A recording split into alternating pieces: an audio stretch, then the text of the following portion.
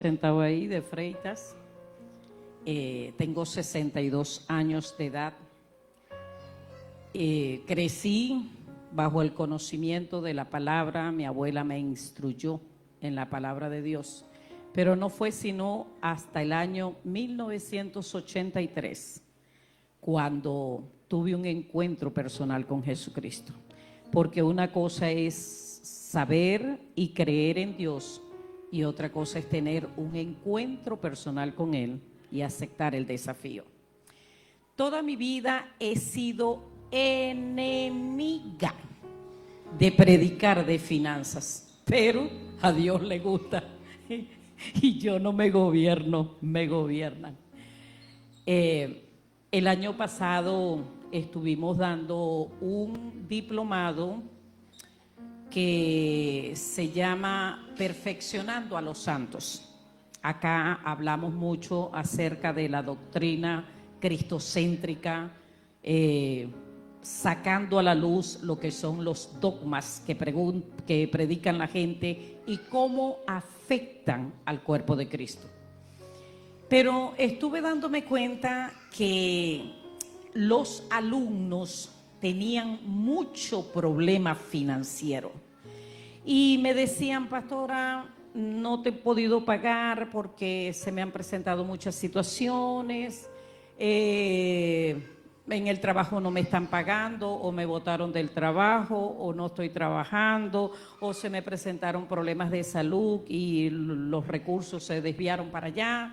Entonces, por eso no he podido continuar, pero en lo que pueda yo te pago. Y como yo sé que el enemigo siempre está atravesado estorbando, porque para eso fue que él quedó, para puro estorbar, que el Señor lo reprenda. Comencé a preguntarle a Dios y le dije: Señor, ¿qué está pasando con tu pueblo? Porque estas son gente que no buscan una excusa para no invertir en el reino de Dios. Son gente que quieren aprender, y tu palabra dice en el libro de Oseas que tu pueblo perece porque le faltó conocimiento. Así que una persona que comprende la necesidad del conocimiento se va a esforzar por invertir en aprender, ya que el conocimiento es el único que le va a traer resultados en su vida espiritual. Y Dios me hizo una pregunta acerca de este pasaje.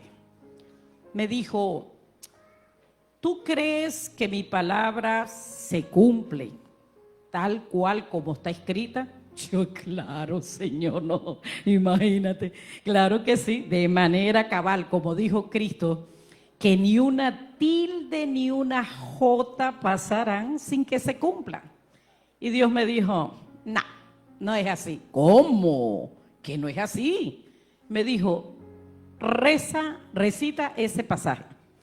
Repita conmigo: la dádiva del hombre le ensancha el camino y lo lleva delante de los grandes. Repita conmigo: la dádiva del hombre le ensancha el camino y lo lleva delante de los grandes. Y si esta palabra es verdad, ¿por qué usted y yo vemos cristianos que tienen cualquier cantidad de tiempo en el evangelio, que no se han descarriado, que no agarran unas vacaciones así, como mi esposo está desde el año 50 y qué, Walter? Ya se me perdió la cuenta. ¿Desde qué año? 74. Tiene 50 y cuántos años, 51, 52 en el evangelio. Nunca ha agarrado un fin de semana para descarriarse. ¿Y por qué, si hay gente tan fiel, usted lo ve y económicamente están quebrados? Si esta palabra es verdad, y es verdad, ¿por qué la dádiva a esas personas no les ha ensanchado el camino y no los ha llevado delante de los grandes? Obispo, hay una puerta de salida por aquí, por si acaso, para correr, ¿no? Bueno, entonces cuidaré mis palabras. Yo le dije, Señor, bueno, pues con ese boche que me acabas de dar, me gustaría que me lo explique. Y me dijo, ¿sabes que mi palabra se cumple fielmente cuando es profética? Pero cuando se trata de promesas, va a depender de quien las oye y las pone en práctica. ¡Wow! Llegó y me dijo, ¿sabes por qué la mayoría de la gente que estudia contigo está fracturada económicamente? Yo le dije, no, señor, y la verdad que no me gusta enterarme de la vida de los demás, me tiene sin cuidado, porque es que ya con los problemas que yo tengo personales no me interesa la vida de los demás. Me dijo, no, pero yo te voy a enseñar para que tú lo saques de ahí. Ok, entonces, oigo. Me dijo, mira, esas son gente que diezman y ofrendan, pero ¿cómo diezman? Me dijo, yo te voy a dar la explicación de cómo ellos diezman y por qué están como están. Ah, ok. Imagínese, yo, si Cristo no ha venido, y si me lo concede, en septiembre voy para Venezuela. Imagínese que yo invite al obispo a Venezuela. Obispo, quiero que vaya conmigo a Venezuela y con su familia, que les voy a regalar una semana de resort y de las mejores comidas. Dígame, dígame. Ajá. Ok, y le digo, mira, amado obispo, quiero llevarte a un lugar que se llama el Hotel X. Ahí venden una excelente carne muy suave, muy deliciosa, con unos vegetales, y te venden unos dulces que tú nunca has probado en tu vida. Bueno, el obispo dice, nada, me voy en septiembre con Arqueline, ya me invitó, así que tengo asegurado con mi familia una semana en un hotel 5 estrellas donde voy a comer lo mejor. Resulta que en efecto nos vamos, yo le compro sus boletos, dígame, obispo. Ajá, yo le compro sus boletos, reservo el hotel, pero cuando llegamos al hotel, yo le digo, obispo, vamos a bajar los restaurantes que yo le dije. Mire, eso es excelente. Siento al obispo en la mesa, ¿verdad? Es donde vamos a compartir en la mesa, él se sienta la señora, nos sentamos Osvaldo y yo, y le digo al mesonero, por favor, tráeme lo de siempre. Aquella carne jugosa, suave, con aquellos vegetales, aquel dulce que tú sabes que es el especial. Y me siento, yo quiero que usted no se distraiga, porque esto le va a cambiar la vida para siempre. Entonces, resulta ser que cuando estamos sentados, me traen lo que pedí del menú y me siento a comer delante del obispo y de su esposa, y cuando ya estoy terminando el plato le digo, ay, obispo, esto es lo que yo le ofrecí, que le dije que es bien delicioso, ¿quiere probar? ¿Lo estoy honrando o lo estoy insultando? Lo estoy insultando. Y Dios me dijo, así hacen la gente conmigo. Ellos cobran, ¿verdad? Y dicen, wow, ya cobramos. ¿Cuánto cobramos? Vamos a ponerle una cantidad, 25,000. Wow, bueno, mira, amor, rápido ahí, apártalo del alquiler. ¿Cuánto vino la luz? Tanto. Ok, apártalo de la luz, lo del agua, el colegio de los muchachos, dejarlo para los pasajes. ¡Ah! Y los diezmos. ¿Me están honrando o me están insultando? Me dejan de último en su agenda. Así que no me están honrando. Por lo tanto, la dádiva de ese hombre no le está ensanchando el camino y no lo está llevando delante de los grandes, porque la forma supuestamente de honrar a Dios es un insulto. Bueno, gracias a Dios, yo le dije, Señor, ¿y qué les digo a ellos? Me dijo, enséñale lo que tú haces. enséñale cómo lo haces y tú verás lo que yo voy a hacer con ellos. Comencé a motivarlos y tengo, ¿cuántos audios le he pasado, obispo? Como 5 o 6, aparte del video. Sí, pero voy hoy en la reunión de los ministros, voy a poner cada testimonio para que usted vea cómo le cambia la vida al que hace las cosas de la manera correcta. Voy a hablar de 3 tipos de oferentes que conseguimos en la palabra y cada uno de ellos tiene un resultado diferente. Por supuesto, yo siempre quebranto la regla esa de que no, que un solo versículo, no, eso no camina conmigo. Yo le voy a leer lo que dice la palabra, porque la palabra es la que nos puede llevar a la verdad. Encontramos 3 tipos de personas que ofrendaron en la palabra. Bueno, escogí 3, ¿no? Obviamente. Y cada una tuvo un resultado diferente, dependiendo de cómo lo hizo. El primer oferente lo conseguimos en Segunda de Reyes, capítulo 4, versículo 8 al 36. Ahí tenemos a la mujer sunamita. Cuando nosotros vemos lo que hace esta mujer sunamita, yo se lo voy a leer porque es que si lo dice la Biblia, no hay nada que quitarle, no hay nada que ponerle, y en esto debemos de cuidarnos. Pues la palabra de Dios dice que el que le quita, le será quitado su nombre del libro de la vida, y el que le añade, le serán añadidas las plagas. Segunda de Reyes 4, 8 al 36, dice: aconteció también un día que pasaba Eliseo por Sunem, y había allí una mujer importante que le invitaba insistentemente a que comiese. Y cuando él pasaba por allí, venía a la casa de ella a comer. Y ella le dijo a su marido: he aquí, ahora yo entiendo que este que siempre pasa por nuestra casa es varón santo de Dios.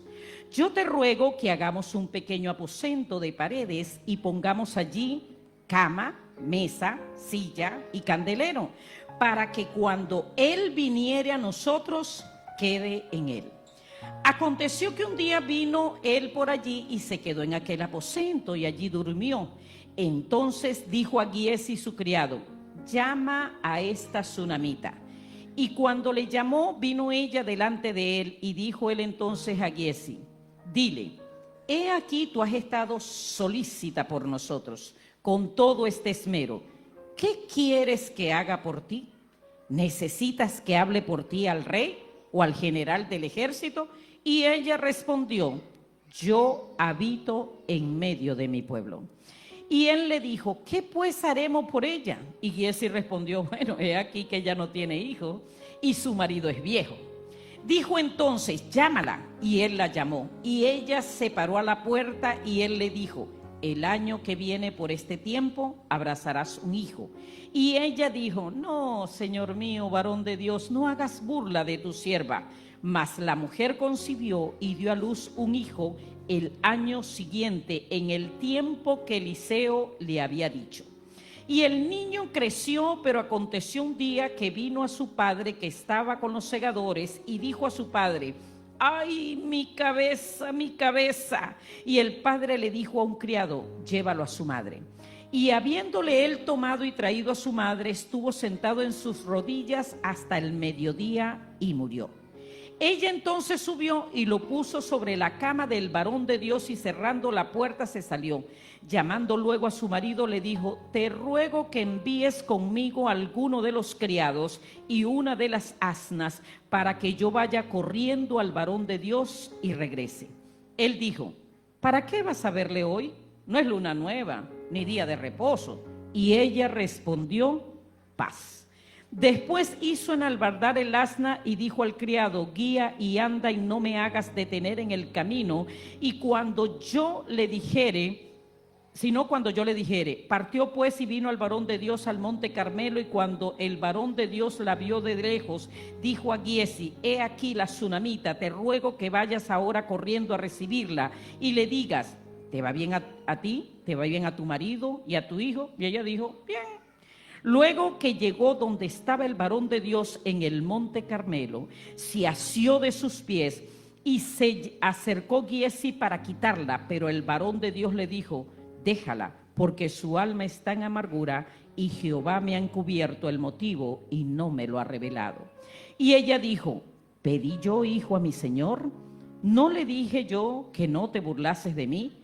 Entonces dijo él a Giezi: ciñe tus lomos y toma mi báculo en tu mano y ve. Si alguno te encontrare, no lo saludes, y si alguno te saludare, no le responda. Y pondrás mi báculo sobre el rostro del niño.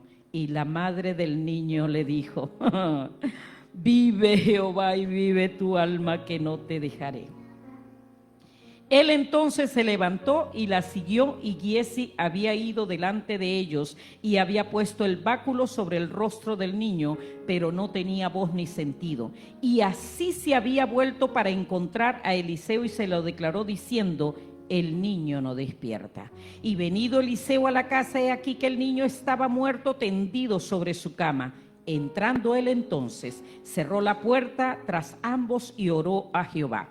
Después subió y se tendió sobre el niño, poniendo su boca sobre la boca de él y sus ojos sobre sus ojos y sus manos sobre las manos suyas.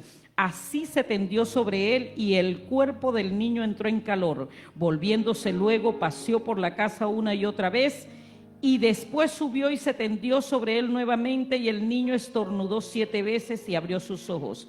Entonces llamó él a Giezi y le dijo: llama a esta tsunamita. Y él la llamó. Y entrando ella, él le dijo: toma tu hijo. Y así que entró, se echó a sus pies, se inclinó a tierra, y después tomó su hijo y salió.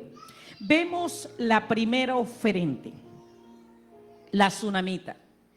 Cuando usted lee la introducción que da el Espíritu Santo sobre esta mujer, dice que era una mujer importante. ¿Pero por qué era importante? Porque tenía muchos recursos. Bueno, tenía recursos, pero aparte de los recursos, era la visión que tenía acerca de cómo honrar a Dios. Dice que ella veía a Eliseo que pasaba por aquí, por su casa siempre, y ella insistentemente le invitaba a que entrara a comer, porque comprendía que cada vez que este hombre visitaba su hogar, dejaba una palabra allí, rema, una palabra transformadora, una palabra que le edificaba, una palabra que la fortalecía, una palabra que traía resultados poderosos a ella. Ella le dice al marido: mi amor, mira, yo me he dado cuenta que este hombre que siempre pasa por aquí, repita conmigo, es un varón, ay Dios mío, es un varón santo de Dios. Repita conmigo, es un varón santo de Dios. Así que como ella entendió que era un varón santo de Dios, tenía que honrarlo conforme a su estatus y a su posición. Le dice al marido: mira, vamos a hacer una habitación tipo resort, que no le falte nada. Vamos a ponerle ahí cama, vamos a ponerle una mesa, vamos a ponerle una lámpara, vamos a poner todo lo más excelente, porque yo quiero honrar a Dios y no hay forma de yo hacerle una habitación a Jehová, así que le voy a hacer una habitación a este hombre en honor al amor que yo tengo para con Dios. Cuando el hombre viene y se queda ahí, el tipo se queda absorto y dice: no, esta mujer tiene que tener un problema o con el rey o con el general del ejército, porque es que la manera desbordada en que está invirtiendo en nosotros no es normal. Y él le dice a Giezi: mira, llámame a la tsunamita, vamos a ver en qué es que la vamos a ayudar. Y le dice: mira, mija, me he dado cuenta que tú has estado solícita por nosotros. Has desbordado tu bondad y de una manera inusual nos has servido. ¿Cuál es el problema que tienes? ¿Tienes problemas con el rey? Porque esta ofrenda dice problema con el rey, problema con el rey, problema con el rey. ¿O es con el general del ejército y Eliseo? Nada que ver, yo tengo paz en medio de mi pueblo. Y entonces dice Eliseo, bueno, pues entonces no sé cuál es el problema con esta mujer. ¿Y qué será lo que vamos a hacer? Y le dice, bueno, ella lo que es que no tiene hijos y el viejo ya está listo, ese en cualquier momento raspa. Ya, bueno, pues entonces llámala. Y dice que él la llama y le dice, el año que viene por este tiempo tendrás un hijo. Y ella le dice, no, varón de Dios, no vengas a burlarte de mí. Pero dice que la mujer salió preñada y el año siguiente dio a luz un hijo. ¿Se le parece eso a algo que enseña Jesucristo, que dice que ni un vaso de agua que nos den quedará sin recompensa, sino que recibirán recompensa de profeta? El hombre profetizó y la esterilidad se fue. Cambió la soledad de la casa por risas, por lloro, por corredera, por gritos de mami. Pero como siempre el enemigo quiere aguarnos la fiesta. Cuando el muchacho ya tenía como unos 12 años, se va a trabajar con el papá. Y dice la palabra de Dios que estando con el padre, le pega un dolor de cabeza. Y el muchacho le dice, ay papá, mi cabeza, ay mi cabeza. Y dice el hombre, no, este problema de la mujer, me llévenselo a su mamá. Cuando llega donde la mamá, ella se sienta el muchacho sobre las rodillas y comienza ahí a clamar a Dios, pero el muchacho se muere. Mire la actitud de la mujer. La mujer dijo, no, yo he estado honrando a Dios. Yo he estado invirtiendo en el varón santo de Dios. Así que este muchacho lo voy a poner sobre la ofrenda. Agarró el muchacho, lo puso sobre la cama del varón de Dios y fue y habló con el marido.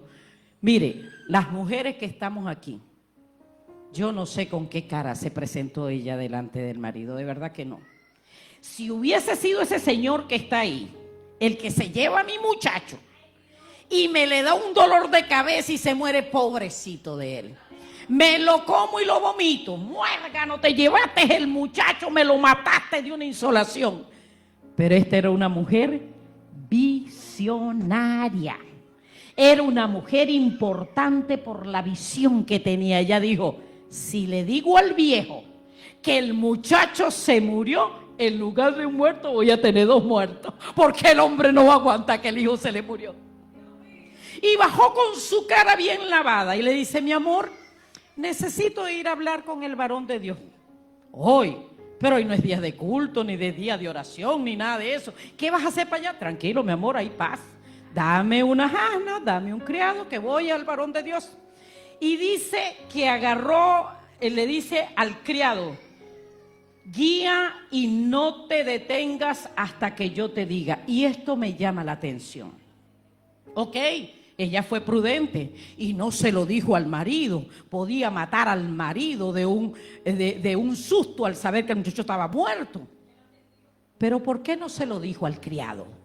Porque las personas visionarias hablan sus problemas solo con su cobertura. No andan chismorreando que se entera la iglesia, se enteran 2 personas nada más. Los de adentro, los de afuera, los naturales y los extranjeros. Y de último le llega el chisme al pastor.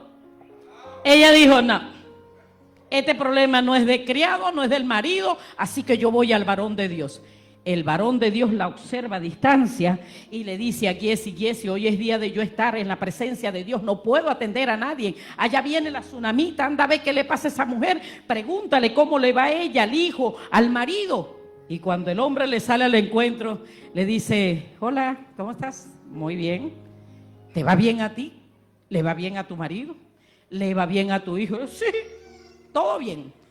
Ella entendió, no, esto no es problema de los líderes. Yo voy al que me hizo el milagro que sacó la esterilidad de mi vida. Ese es el que me va a resolver el problema. Pero dice que cuando llegó al varón de Dios, le tiró tipo esposa a los pies. Se tiró a los pies de él y lo abrazó con tal fuerza, y Giezi trataba de quitarle, le dijo: no, déjala, porque su alma está en amargura y Dios me lo ha encubierto. Y le dice ella a Eliseo: oiga cómo una persona visionaria se dirige a la cobertura. Pedí yo hijo a mi Señor. No le dijo: mira tú, después que te hice el cuarto y lo puse bien lujoso, y tuve el hijo, ahora se me murió, ¿qué es lo que te pasa a ti? ¿No estás orando por mí? No, le dijo: pedí yo hijo a mi Señor. ¿No te dije yo que no te burlases de mí? Y él le dice a Giezi: toma, agarra el báculo, corre. Al que te salude por el camino, no lo saludes, no te detengas en el camino, y ve dónde está el niño y pon el báculo sobre el muchacho. Y él dijo: no, vive Jehová y vive tu alma, que yo no te voy a dejar.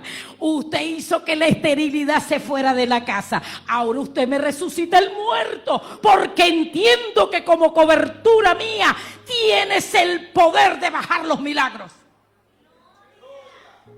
El hombre vio a esa mujer aferrada y dijo: no, aquí no hay salida, mejor como que me voy. Se fue con la mujer, y dice que cuando iba llegando a la casa ya venía Giezi de regreso y le dice: ¿qué va? Mire, el muchacho no reacciona.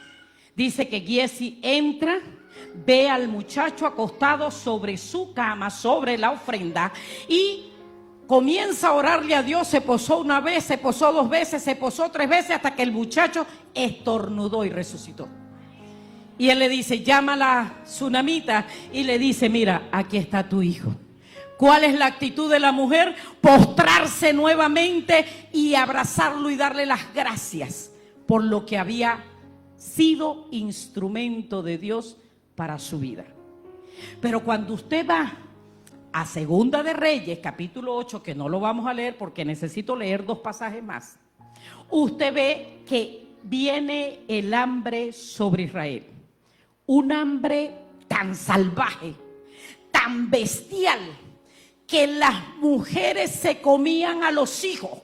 Se ponían de acuerdo: hoy nos comemos el tuyo y mañana nos comemos el mío. Pero la única persona a la cual Eliseo advirtió que venía esta hambruna fue a la mujer tsunamita. Le dijo: mira, viene el hambre sobre el país por 7 años. Agarra a tu familia y vete a cualquier lugar. A cualquier lugar, el que tú escojas, vete, porque viene un hambre feroz. Pasan los 7 años de hambre. Ella estaba viviendo en la tierra de los filisteos. Y cuando ella viene de regreso, ella le dice al hijo: bueno, pues ahora no sé cómo vamos a hacer, porque seguro que todo lo que teníamos lo perdimos. Vamos a rogarle al rey para ver si él tiene misericordia y nos devuelve algo.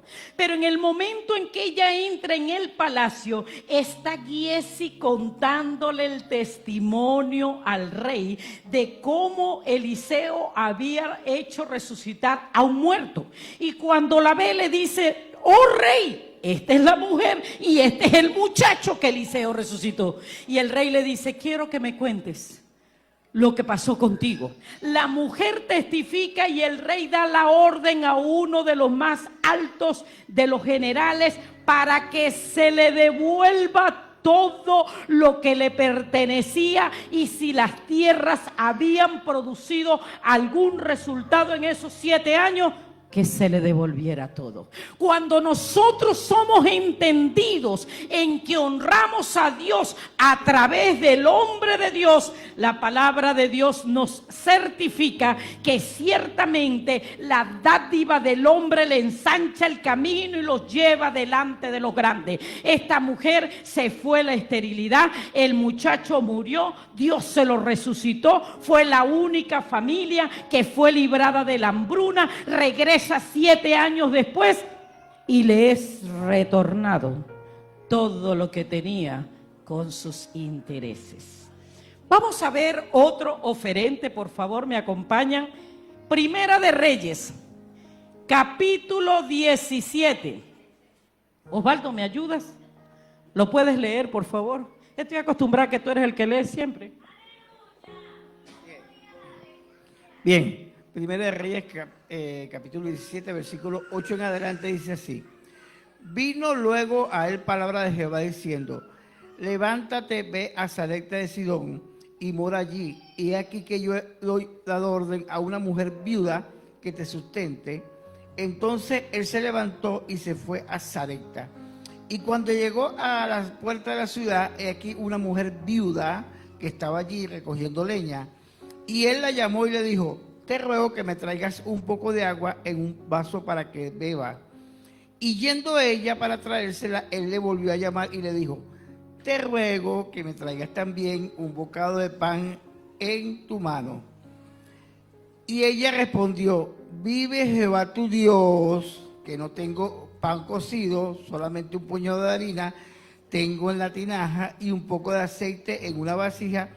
Y ahora recogía 2 leños para entrar y prepararlo para mí y para mi hijo, para que lo comamos y nos dejemos morir.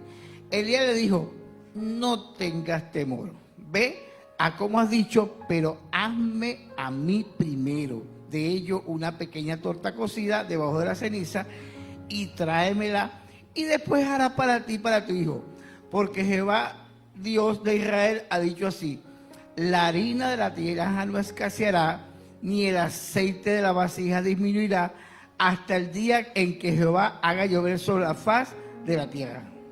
Déjalo ahí. Vamos a ver la segunda oferente. Dice la palabra de Dios, bueno, Elías había orado para que no lloviera durante 3 años y medio. Cuando obvio deja de llover, viene la escasez y Dios le dice a Elías, mira, vete al arroyo de Queriga y yo voy a enviar unos cuervos que te lleven pan y carne en la mañana y pan y carne en la tarde. Pero pasado unos 3, 4 meses, no hay lluvia, no hay rocío, el arroyo se secó. Y Dios le dice, vete a Sarepta de Sidón, porque allí le he dado orden a una viuda que te sustente. Mire, si Elías hubiera vivido en nuestros tiempos y con lo brutal que atacan el dar en las redes sociales, este hombre no se hubiese ido en el carro de fuego. Lo hubiesen metido preso si no lo hubiesen matado, porque estaba pidiéndole a una viuda que estaba en pobreza extrema. Pero vamos a ver cómo lo dice la palabra de Dios. Dice así: luego vino palabra de Jehová diciendo, levántate, vete a Sarepta de Sidón y mora allí, que yo he dado orden allí una viuda que te sustente. Entonces él se levantó y se fue a Sarepta. Y cuando llegó a la puerta de la ciudad, he aquí una mujer viuda que estaba allí recogiendo leña. Y él la llamó y le dijo, te ruego que me traigas un poco de agua en un vaso para que beba.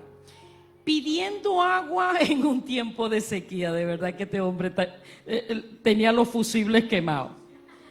Y cuando ya ella iba para traérsela, la volvió a llamar y le dijo, te ruego que me traigas también un bocado de pan en tu mano. Y ella le respondió, vive Jehová tu Dios, no el mío.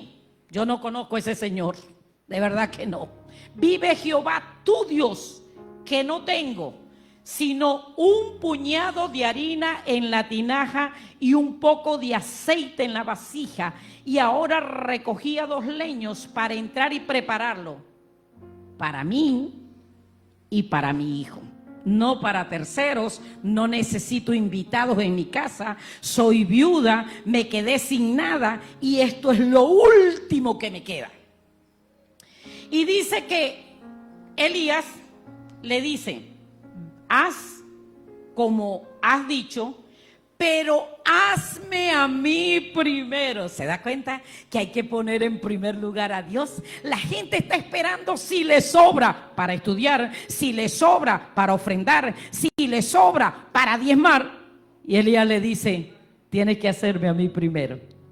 Porque Jehová, el Dios de Israel, ha dicho que la harina de la tinaja no escaseará, ni el aceite de la vasija menguará. Ahora, a mí me llama la atención que el hombre se queda allí, se queda casi por 3 años.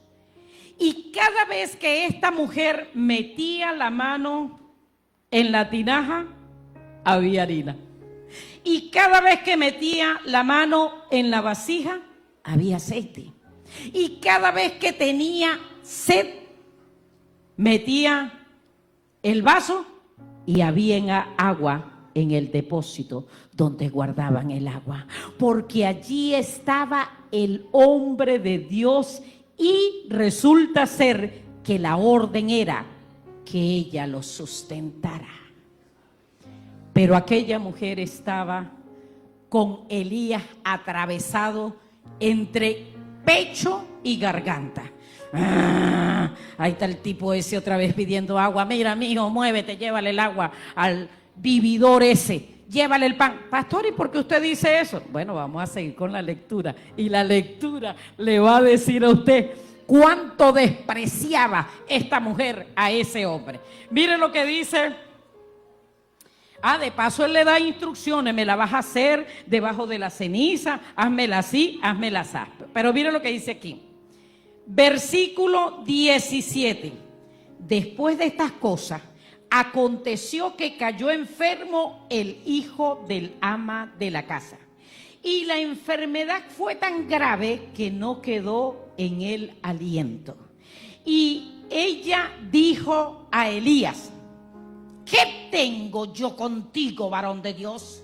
¿Has venido a mí para traer a memoria mis iniquidades y para hacer morir mi hijo? Y él le dijo, dámela acá a tu hijo. Entonces él lo tomó en su regazo y lo llevó al aposento donde él estaba. Todo lo que hizo la mujer sunamita, ahora lo hace Elías. Agarra al muchacho muerto, lo pone sobre la cama de él y clamando a Jehová, dijo, Jehová Dios mío, aún a la viuda en cuya casa estoy hospedado, has afligido, haciendo morir a mi hijo. Y se tendió sobre el niño 3 veces y clamó a Jehová. Y dijo, Jehová Dios mío, te ruego que hagas volver el alma de este niño a él. Y Jehová oyó la voz de Elías y el alma del niño volvió a él y revivió. Tomando luego Elías al niño, lo trajo al aposento, a la casa, y lo dio a su madre. Y le dijo, mira, tu hijo vive. Diga conmigo, entonces,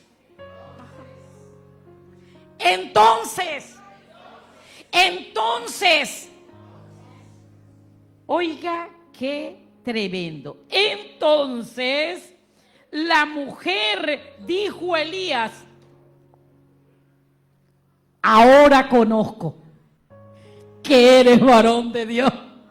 Ahora es que me doy cuenta, 3 años después, que eres un varón de Dios y que la palabra de Dios está en tu boca.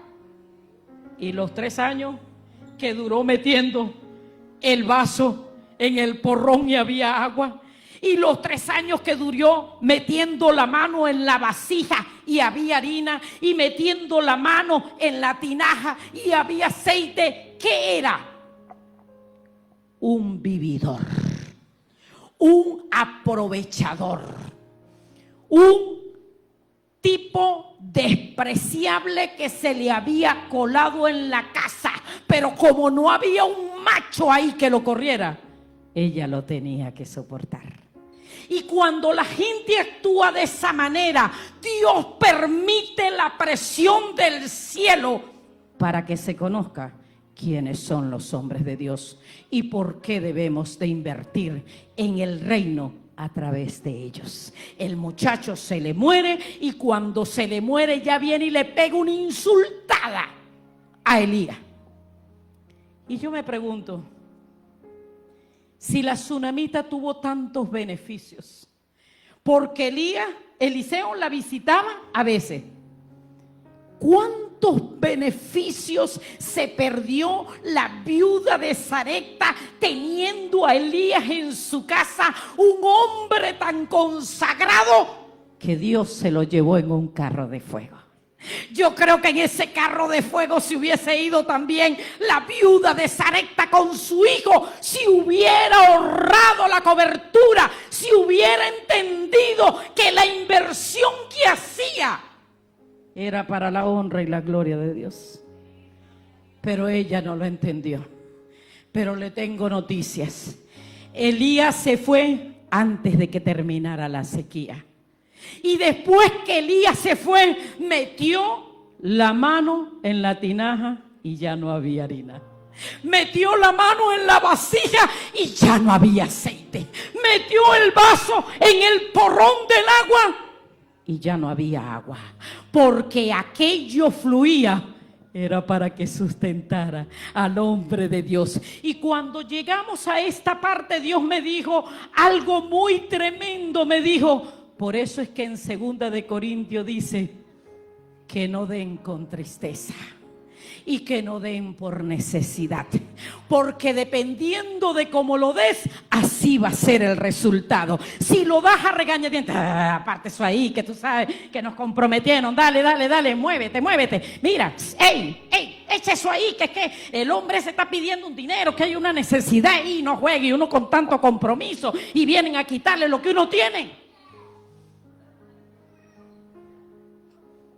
Qué lamentable es no ser entendido.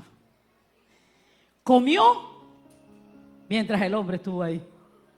Se fue el hombre, se acabó el milagro. Pero no aprovechó las enseñanzas de Elías. No aprovechó la unción que emanaba de este hombre. No aprovechó que si pudo, Dios resucitó un muerto a través de él. Hubiese resucitado esta mujer de su amargura, de su enojo, de su fastidio, y lo hubiese hecho una mujer que saltara como cordero de la manada.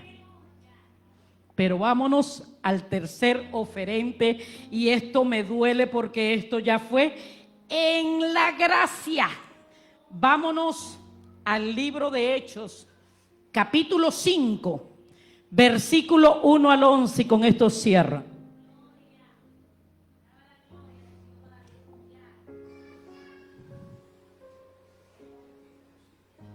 Hechos,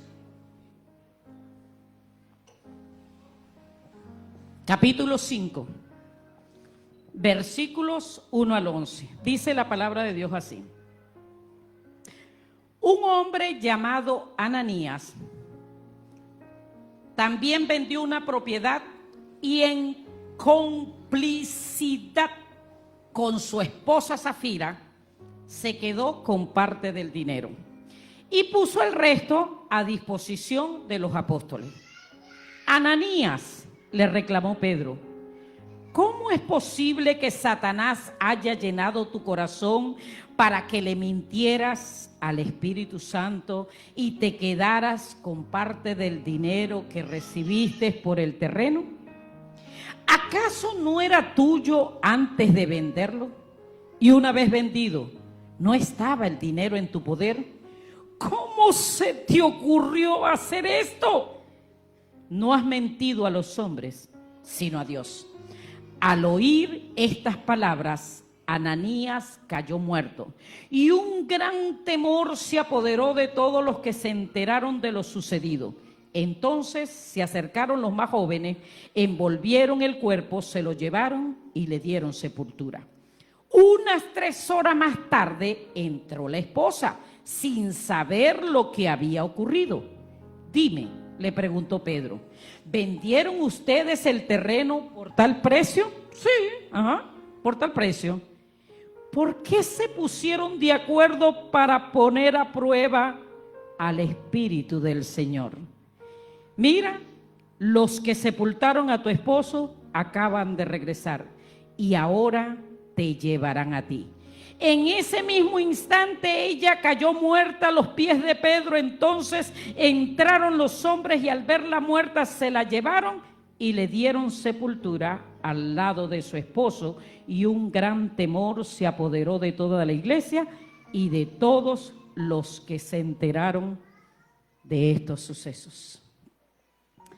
En el libro de Malaquías dice: traed todos, traed todos, traed todos los diezmos.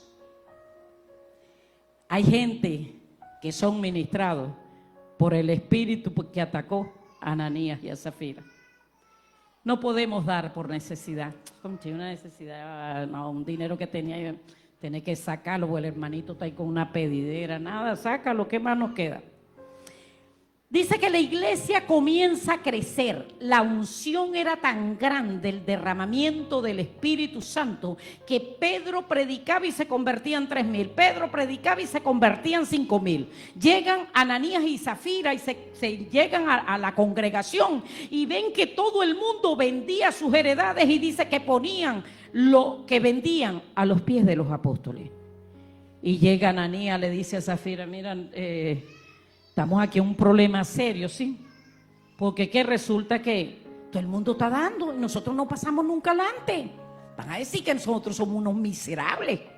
¿Qué vamos a hacer? Bueno, mi amor, no sé, nosotros tenemos un terrenito por allá que nosotros no habíamos diezmado ni ofrendado nada de eso, porque cuando lo teníamos no éramos creyentes. Bueno, vamos a decirle a Pedro: apóstol Pedro, mire, nosotros vamos a vender un terreno, ore por eso, porque como eso cuando eso no éramos cristianos, entonces no habíamos diezmado ni nada, pero nosotros le vamos a traer su diezmo y su ofrenda. ¿Yo? Ok, entonces ore para ver si aparece el cliente. Bueno, pues de insofacto venden el terreno, vamos a ponerle un precio. Lo vendieron en $1,000,000. Y cuando reciben el dinero, le dice Ananías a Zafira: epa, Zafira, y de verdad nosotros le vamos a llevar 100,000 pesos a Pedro, y con la ofrenda y la cosa, como 150,000. No, vale. ¿Y quién es Pedro? Para yo estarle dando mi dinero a él, el vago ese que vaya a trabajar. A mí que me interesa que se conviertan 3,000, 5,000, ni la unción, ni nada de eso. No. Vamos a ponernos de acuerdo. Vamos a decir que lo vendimos en 500,000. Y entonces son 50 de diezmo, y con la ofrenda llegamos a 60,000, y no le vamos a soltar todo ese billete a él, chico. ¿Qué te pasa? Y claro, papi, no, ese vividor que vaya a trabajar. Sí va. Entonces, ¿cuánto que vamos a decir? No, 500,000. Ok, listo, agarra los diezmos ahí, date para allá, porque tú sabes, tenemos que aparentar que somos cristianos de verdad. Llega Ananías. ¡Salve, mi apóstol! Esas oraciones de ustedes son candela. Saliendo de aquí vendí el terreno, chico. Tanto tiempo detrás de ese terreno y no pude. Pero mire, esas oraciones, usted lo que tiene es poder, y lo demás es cuento. Dime una cosa, Ananías. ¿Por qué dejaste que Satanás llenara tu corazón? Repita conmigo: y le mintieras. Dígalo en voz alta, como que si usted lo cree. Y le mintieras al Espíritu Santo. ¿Quién obraba en Pedro? ¿Pedro? El Espíritu Santo. Cuando él fue y le pidió la oración a Pedro, le estaba pidiendo la oración y la intervención al Espíritu Santo, y fue al Espíritu Santo al que le ofreció los diezmos y las ofrendas. ¿Por qué dejaste que Satanás llenara tu corazón y le mintieras al Espíritu Santo? No has mentido a los hombres, le mentiste a Dios. Y dice que aquel hombre, al oír esas palabras, cayó muerto. Los jóvenes de la iglesia agarraron, se llevaron al tipo y lo sepultaron. 3 horas más tarde llega Zafira: mi apóstol querido, vengo buscando a mi esposo. Ya le trajo los diezmos, ¿verdad que sí? Y o sea, nosotros somos gente muy seria, gente muy cabal. Eso fue, mire, recibiendo los cuartos y de una vez para atrás a entregarle lo suyo. Ya llegó. Zafira, ¿En cuánto vendieron el terreno? ¿En 500,000?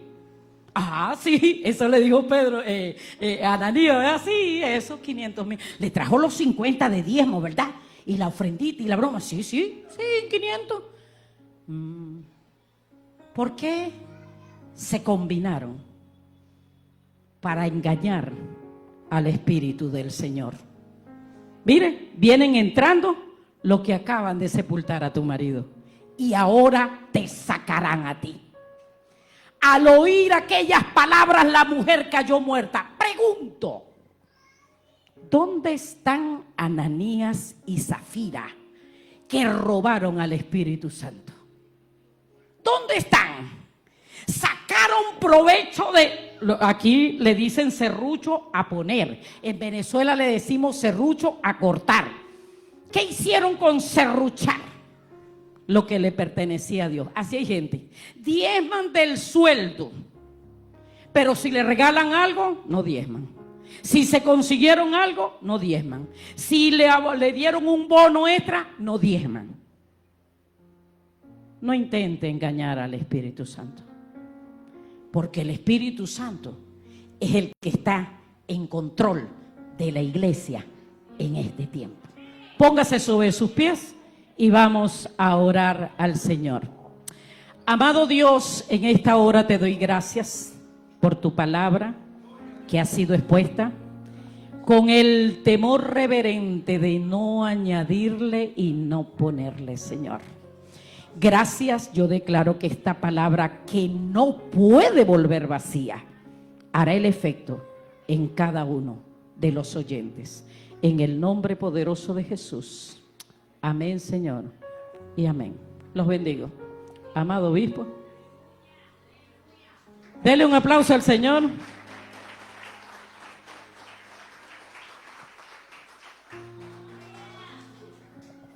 Gloria al Señor.